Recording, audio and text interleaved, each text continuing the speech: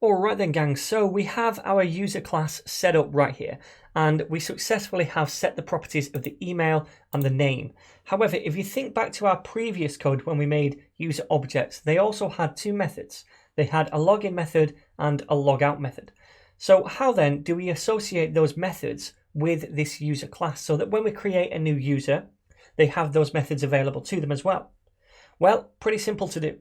All we have to do is list our methods inside this user class. Now, we don't do it inside the constructor function right here. That is just for the object properties. What we do is define our methods outside of the constructor. Now, just a gotcha here, don't do a comma like that and then add in your methods. This is the kind of thing when we do object literals. After each property, we do a comma. In classes, we don't need to do that. So we can just go to the next line and then create our methods. So the first method is going to be the login method, right? And inside here, all we do is console.log this.email just logged in or something like that. Now remember, when we say new user, what we're doing is setting the value of the this keyword right here inside this class equal to that new object that we just created. So we have access to the this keyword right here, and it's still equal to that object that we're creating, the instance of the user. So we can use it in here. We can say console.log, and we want to log out this.email, and comma, then it's going to be just logged in. Okay, so we can do the same thing for the logout method now. So next line, logout.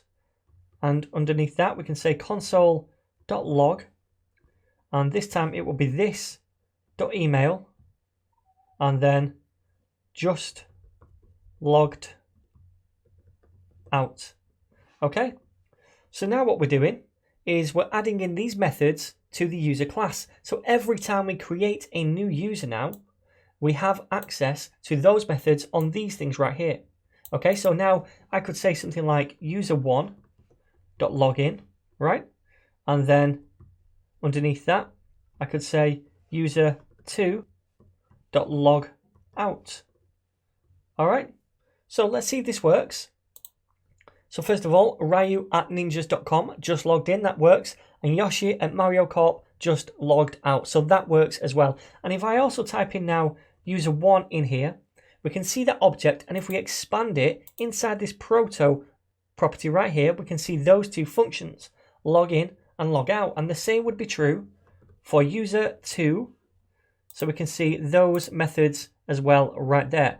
So we're only now writing those methods once inside this class instead of several times in different objects when we're creating several users using object literal notation. So this is much more efficient, right?